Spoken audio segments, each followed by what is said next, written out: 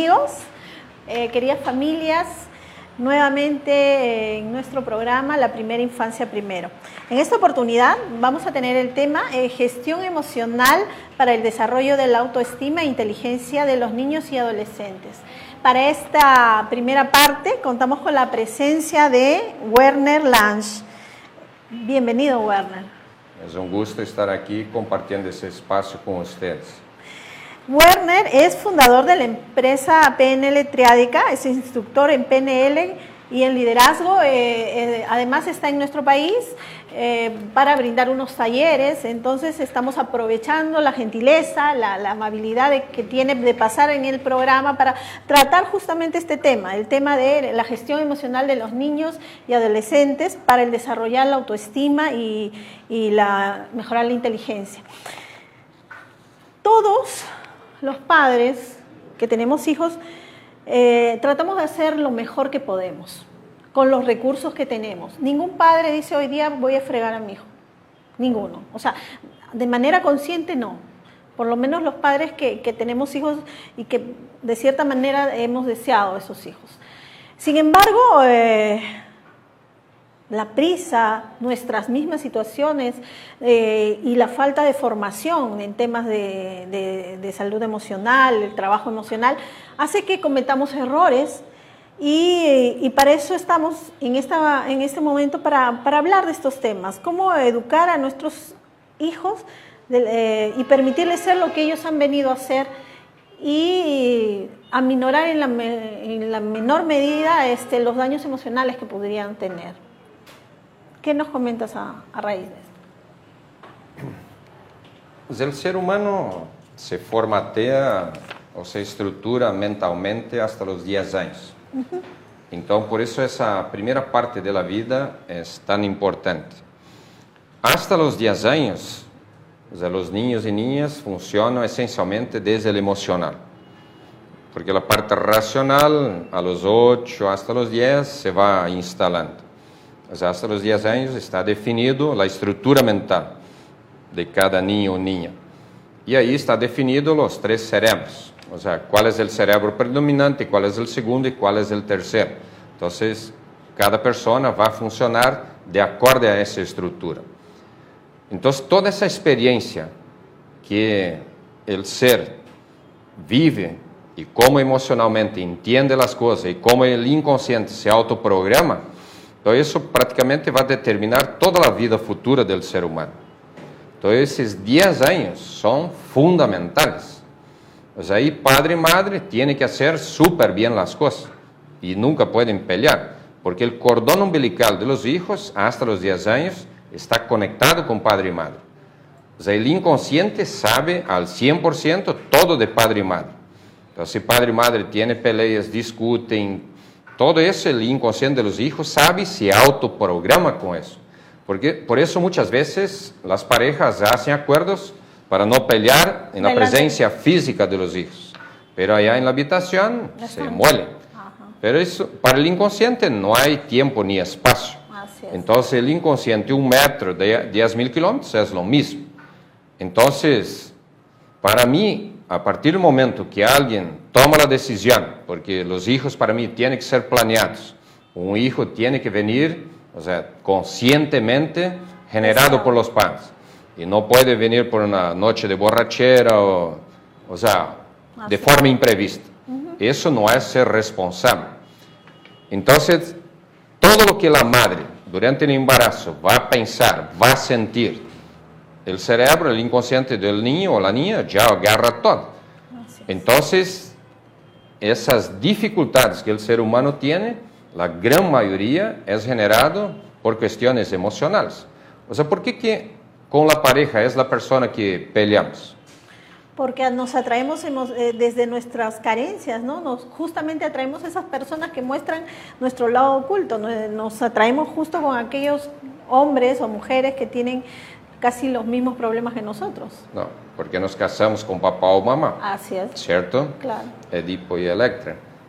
Entonces, nuestra pareja es la que sabe dónde dar para activar las minas terrestres. Por eso, con la pareja peleamos muy fácil.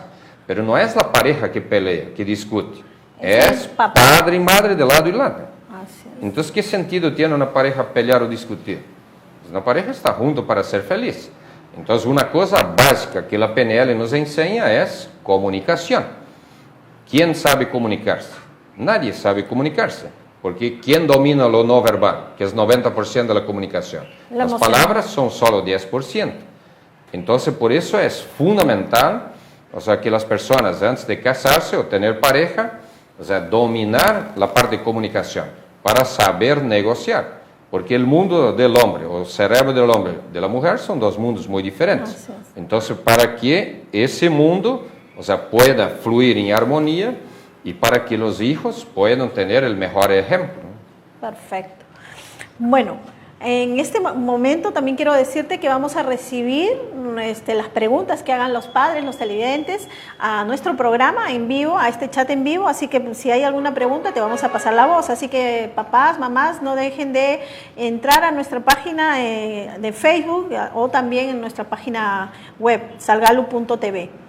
Así que vamos a seguir trabajando este tema. Dice que la autoestima es un elemento básico en la formación personal de los niños. De su grado de autoestima dependerá el desarrollo en el aprendizaje, en las buenas relaciones, en las actividades y, por qué no decirlo, en la construcción de la felicidad.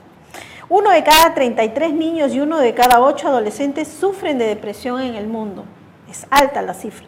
Los niños menores de 12 años y el suicidio consumado es raro, pero se incrementa en la edad puberal y su incidencia aumenta ostentablemente a lo largo de la adolescencia.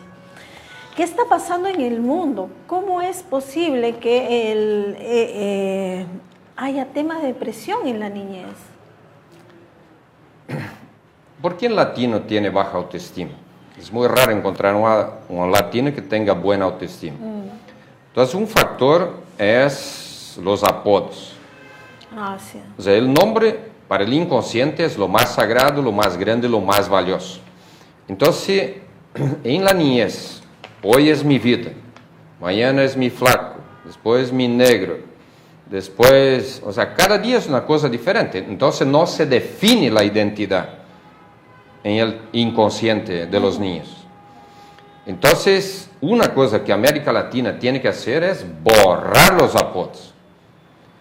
Porque alguien que tiene baja autoestima va a utilizar diminutivos. Entonces es fácil saber quién tiene autoestima. O sea, el que maneja diminutivos con los demás es por baja autoestima. O que cambia los nombres, ¿no? Porque cuando hace menos el otro, a través del diminutivo, él sube la autoestima. Es el inconsciente, no es consciente. Entonces, una práctica que en América Latina tenemos que eliminar es la utilización de los apodos. Porque una persona que desde el día de nacimiento se maneja solamente su único código, que es su nombre, que es lo más poderoso y valioso para el inconsciente. Esa persona cuando llegar a la vida adulta va a ser alguien extremadamente empoderado. O sea, nunca va a deprimirse, porque no tiene por dónde. Entonces, una cosa es los apodos y diminutivos. Otra cosa, en matemáticas tenemos un profesor que maneja la palabra más negativa y destructiva que existe para los latinos, que es la palabra problema. ¿Qué significa para un estudiante de 6, 7, 8 años la palabra problema? Entonces, significa algo difícil. Entonces, el inconsciente, con el poder que tiene, le complica la matemática a un mundo de estudiantes. Y siendo que matemática es la materia más fácil de todas. Entonces, ¿cómo es explicable que tiene el mayor número de estudiantes con dificultades? Entonces, por la cuestión de la palabra problema. Entonces, los profesores de matemática tienen que eliminar esa palabra. Tienen que utilizar la palabra ejercicios como todos los demás profesores. Y así va a facilitar la vida de los estudiantes. Pero ¿qué es lo más negativo ahí? De tanto repetir problema, problema, problema, problema, termina ensamblando el programa. Y de por vida las personas van a tener un mundo de problemas gracias al profesor de matemáticas. O también los padres que penalizamos el error.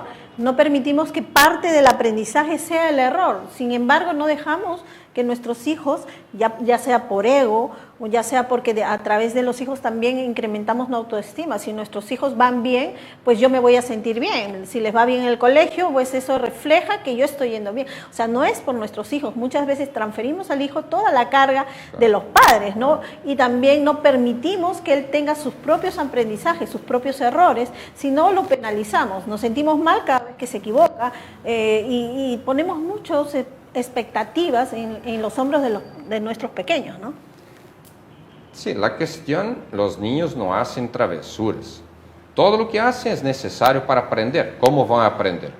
Entonces, si la madre no tiene paciencia para soportar todo lo que hace y manejar una comunicación horizontal, entonces las madres tienen que cuidar con la verticalidad. O sea, los hijos no se domestican desde el miedo y la intimidación. O sea, hay que tener una comunicación y siempre, o sea, hasta los 10 años, es fundamental la madre y el padre, al comunicarse con los hijos, estar en el mismo nivel, ojos en los ojos. O sea, nunca un padre o una madre puede hablar con los hijos estando de pie. Eso es falta de respeto, eso no es amor. Si un padre o una madre de verdad ama y respeta a sus hijos, siempre va a estar ojos en los ojos, en el mismo nivel. Y hasta los 10 años, cada vez que hablar con ellos, tenerlos cogidos por las dos manos. Porque eso genera seguridad, confianza. Entonces, y cuando va a hablar con el hijo, padre o madre, es primero preguntar, ¿qué hiciste? ¿Cómo lo hiciste? ¿Qué aprendiste? Si lo vuelves a hacer, ¿cómo lo vas a hacer? Pero no es llegar de una atajando y regañando o dando duro. Entonces, padre y madre tienen que dar opción. Ellos necesitan aprender. Decía, o sea, podías ter hecho de tal y tal manera, podías aprender eso, podías ter hecho así, así. O sea, los padres tienen que dar opciones a los hijos. Pero cuando viene esa educación vertical, que va a alejar los hijos, ¿cierto? Porque los hijos, ¿con quién van a comunicarse? Es que ahí no hay respeto, no estamos respetando el espíritu del otro niño. Pues que en este niño palpita un espíritu de aprendizaje, de error, de disfrute. No está pensando en que me equivoqué o ya lo hice mal, sino hasta que se le instala. Claro, entonces, si cada vez que los niños van a hablar con mamá o papá, hay un pie en la cara, ¿cierto? Entonces, corta. Entonces, ¿qué hacen? ¿Qué comprende el cerebro de los niños? Desde el emocional, como son muy sensibles, hasta los 10 años. O sea, ¿para qué me voy a comunicar con ellos o preguntarles cosas o pedir cosas si me van a fregar? Yo ya sé la respuesta. Así es. Entonces, se van alejando y se van entrando en ellos, se interiorizando. Por eso, cuando llegan a la adolescencia, en donde más necesitan la ayuda de padre y madre, tener con quién hablar, para explicarles, o sea, qué es la vida adulta y dejar de ser niños. Entonces no tienen con quién hablar. Por eso hoy día hay muchos suicidios, por eso. Porque no tienen dónde agarrarse, no tienen padre, no tienen madre. Y claro, cuando hablamos de autoestima, es cuánto me amo. Pero ¿quiénes son nuestras primeras figuras de amor? Nos identificamos con el amor de la madre desde que nacemos, pero eso se graba a fuego en la parte emocional, sellado. No es que tú vas a ser grande y dices ya voy a mejorar mi autoestima, porque esto ya fue grabado en los primeros años. Esto ya fue sellado. Es como hablábamos al principio, ¿no? Es como a nivel inconsciente. Yo me siento bien amado, yo me siento querido, pero eso va desde el vientre, desde que tú planeas a un niño.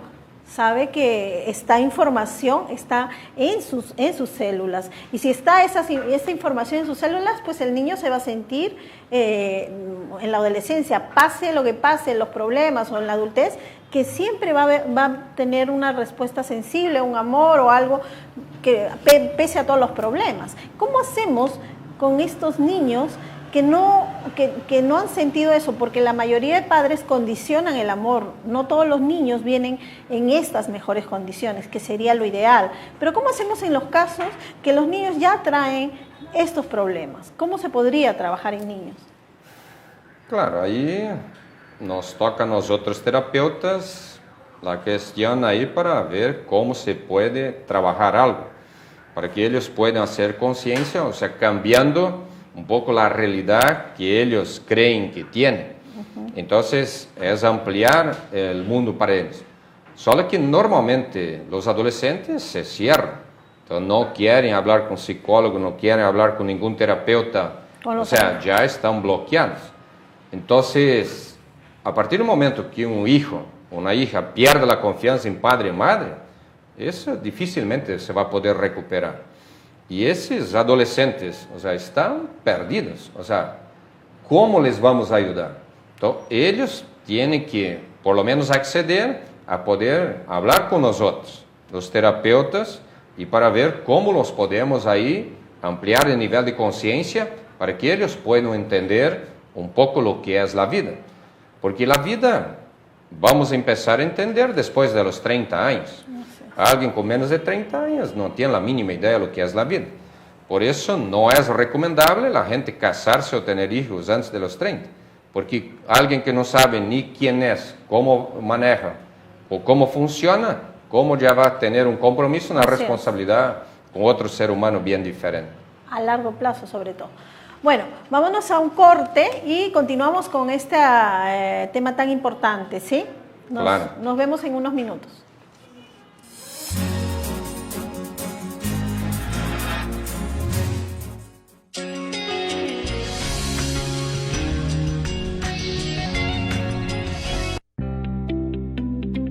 En este año 2020 estamos renovados, con la misma pasión y el compromiso de siempre.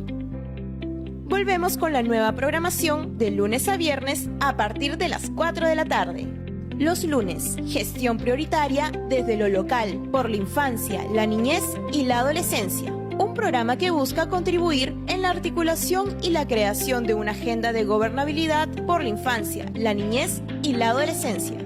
Los martes, la primera infancia primero, con todo lo que debes saber sobre el cuidado de los niños y niñas. Los miércoles, nutrición en la infancia, con toda la información necesaria para orientar a las familias sobre la alimentación saludable, especialmente de los más pequeños. Los jueves, diálogo abierto, un espacio para el debate entre los actores de la actualidad política y social, contando con la participación de especialistas y representantes de la sociedad civil. Los viernes, Voz y Opinión, un programa para alzar la voz sobre los temas de importancia regional y local de la juventud peruana. Participe en tiempo real con sus preguntas y comentarios a nuestros invitados especiales. Síganos en nuestras plataformas y redes sociales y por UCI en el 18.1 de señal abierta. Todos juntos con la infancia en el corazón. Salgalú, comunicación que nos acerca.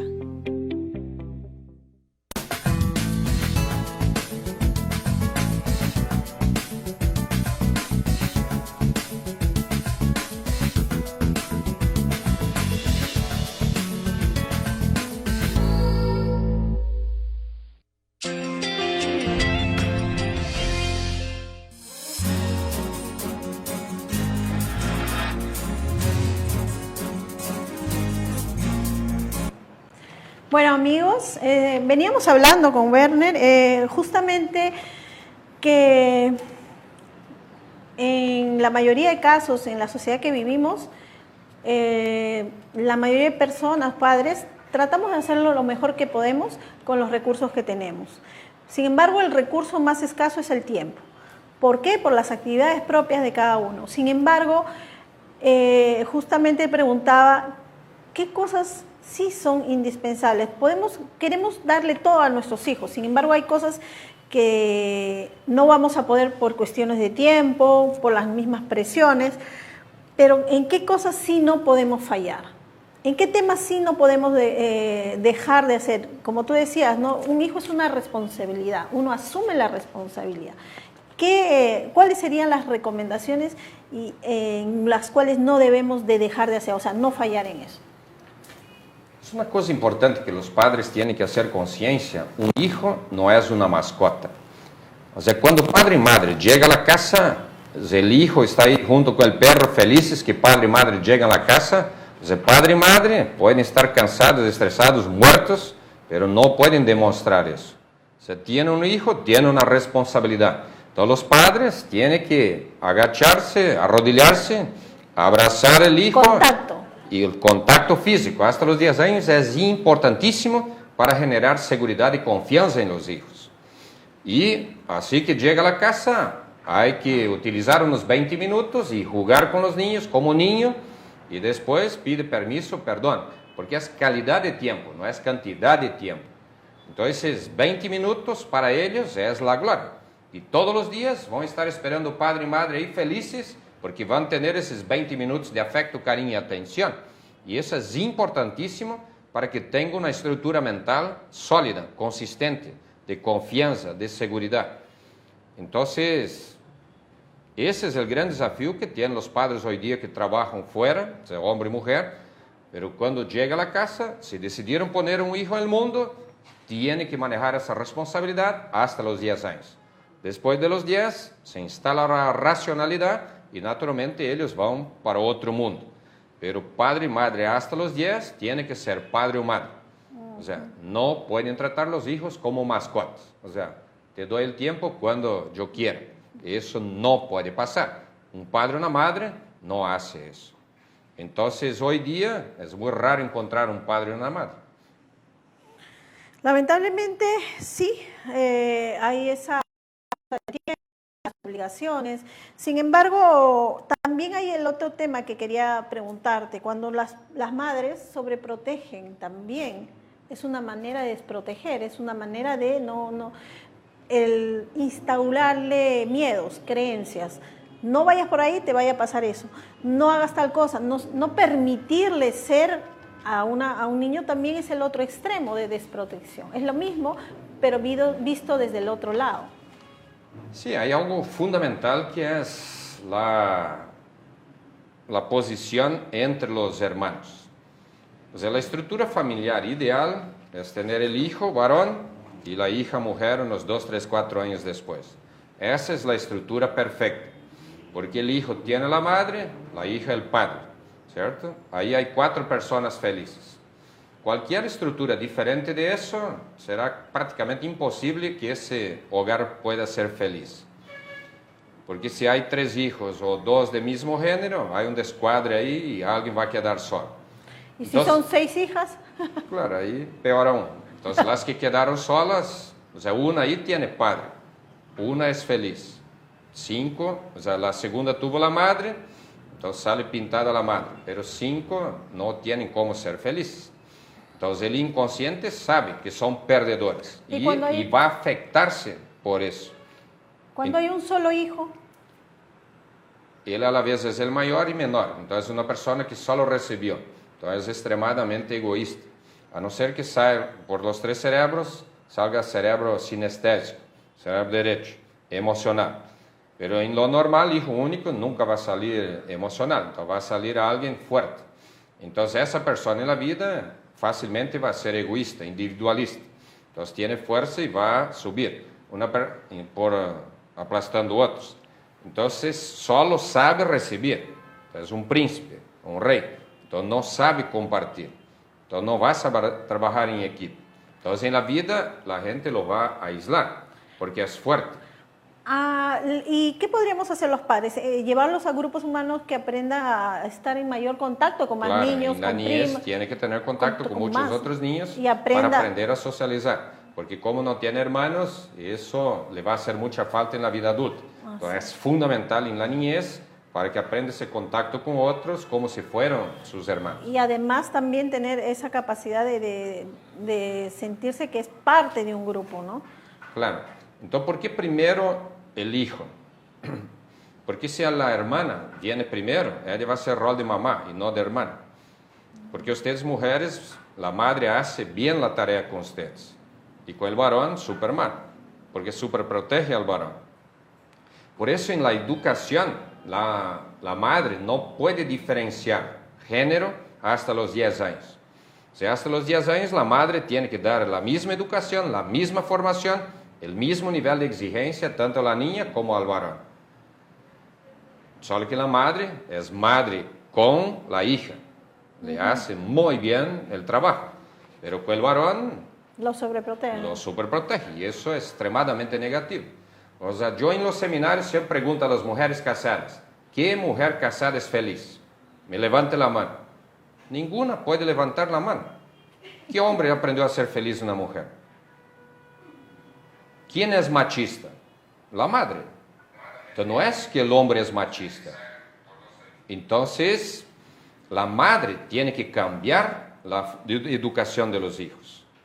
O sea, no puede diferenciar. O sea, tenemos un hombre extremadamente débil. Porque el hombre en la niñez no puede llorar. O sea, si llora es marica, ¿cierto? Homosexual, o es mujercita. ¿Qué niño varón en la niñez va a querer ser mujercita o gay? Ninguno. Entonces, el hombre aprende a cerrarse emocionalmente. Por eso, un hombre que llora es por debilidad. Y eso no es cierto. O sea, ¿por qué la sociedad prohíbe al hombre de expresar su parte emocional? Y se quedan escindidos de la parte emocional, porque llegan a una consulta, a terapia, muchos hombres que no saben y no tienen conciencia de lo que están sintiendo, si es pena, si es rabia, si es frustración. Entonces tenemos hombres que no se les ha permitido entrar a todo ese campo del autoconocimiento emocional que se necesita. Claro, entonces el hombre aprendió a tragar y aprendió a mantenerse distante. Entonces, por eso que el hombre tiene tantas dificultades. Entonces, el hombre no es cariñoso con los hijos, no es afectivo con la esposa, ¿cierto? ¿Y qué necesitan ustedes, mujeres? Lo principal es la parte afectiva. O sea, ustedes, mujeres, necesitan dos seguridades, que es la afectiva y laboral. Si ustedes tienen esas dos cosas, son felices. Pero, ¿qué hombre es atencioso con la mujer? O sea, hablando físicamente. Entonces, el hombre no sabe expresar eso. Entonces, ustedes mujeres, como tienen libertad para llorar todos los días, entonces siempre limpian, descargan todo lo que tienen guardado de negativo. El hombre va tragando, va guardando. Hasta que explotan. Claro, un día tiene que explotar. ¿Dónde va a ir esa energía? Por eso ustedes mujeres viven 10 años más que los hombres. O sea, en la vida real, ¿tú conoces viudas o viudos? Más viudas. Mucho más viudas. Entonces es lógico. Entonces ese es el gran problema social que tenemos, que el hombre no puede expresar su parte emocional. O sea, si tuviéramos un hombre que fuera consciente de que también es un ser humano, que también puede abrazar, dar afecto, cariño, o sea, teniendo la esposa feliz, automáticamente toda la estructura va a estar mucho mejor. Pero hoy día, como el hombre es distante, o sea, no participa prácticamente en la educación de los hijos. Es algo que le toca esencialmente a la madre. Entonces, la madre hace bien el trabajo con la hija, pero con el hijo lo deja muy a descubierto. Entonces, la madre, a partir de los 6 años, tiene que enseñar tanto el hijo como la hija a arreglar la habitación. Ellos tienen que aprender a ser responsables. Entonces, ella tiene que tener paciencia para enseñar, para que lo hagan bien. Hasta los 10 años, cada niño o niña tiene que saber lavar, cocinar y planchar. Eso es algo fundamental de sobrevivencia. O sea, no importa el nivel social que tenga, no importa. O sea, cada uno tiene que aprender a ser independiente. Porque lo difícil es cuando los jóvenes, adolescentes, van a intercambio Estados Unidos, Europa, y allá en 30 días les toca aprender lo que nunca aprendieron. Van a sufrir durísimo. Entonces, por eso, cuestión de sobrevivencia. Pues hoy día hay mujeres que se casan y no saben cocinar un huevo. ¿En dónde estamos? Entonces la formación hasta los 10 años es fundamental. O sea, hasta los 10 años hay que dominar el segundo idioma. Para a partir de ahí aprender tercero, cuarto, quinto, ser fácil. Porque alguien solo domina el idioma raíz hasta los 10 años, después será muy difícil aprender el segundo idioma. Porque hasta los 10 años el cerebro aprende de una y fácil. A partir de los 10 años todos sabemos complicarnos la vida. Y todos vamos siempre por el camino más difícil, nunca por el más fácil. Y además nadie nos educa emocionalmente, nadie nos acompaña a gestionar en nuestra rabia. Porque un padre que ve a su hijo que levanta la voz o que tiene rabia, lo que despierta esa rabia, el niño despierta la rabia bloqueada del padre y lo único que hace es quiere callar esa rabia y quiere vomitarle todo lo que tiene ahí guardado. Entonces, También es educar hasta los 10 años no, y de por vida, ¿no? Si tienes esa educación desde pequeño, la parte emocional, educar, sacar tu rabia para poder poner tus límites, no bloquearlos y también gestionar la frustración y todo eso. Acá tenemos una pregunta del público, vamos a leerla. ¿Sí? Tenemos una pregunta de una madre, un padre, ¿sí? Rocío Chuquillanqui dice, tengo un hijo de 9 años y ha estado presente en las discusiones con mi pareja. Quería saber si eso le va a afectar a mi hijo emocionalmente en el futuro. Ok, puedo contestar Sí. desde mi realidad, ¿cierto? Yo soy el mayor de 8 hermanos y yo siempre estuve presente en todas las peleas, guerras ahí de mi mamá y mi papá. Entonces, como hijo mayor, naturalmente soy el hijo de mi madre. Entonces, yo voy hacia la madre. Entonces, la voy a defender y voy a odiar al padre. Eso es lo que va a pasar.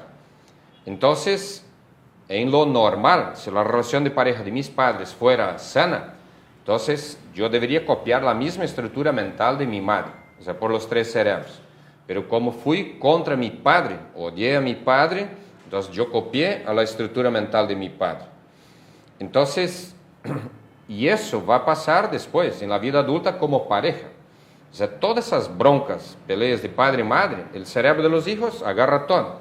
Y después va a repetir lo mismo.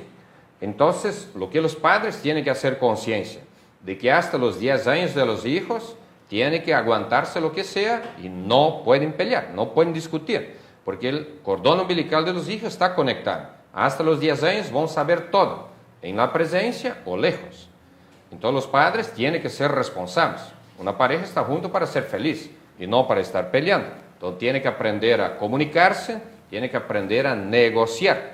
Entonces no pueden salir de una ahí a buscar pleito. Entonces la cuestión es comunicación. Y eso le falta a todos, que ¿quién sabe comunicarse? Si 90% de la comunicación es no verbal. Nadie aprendió eso por ningún lado, ni los de comunicación.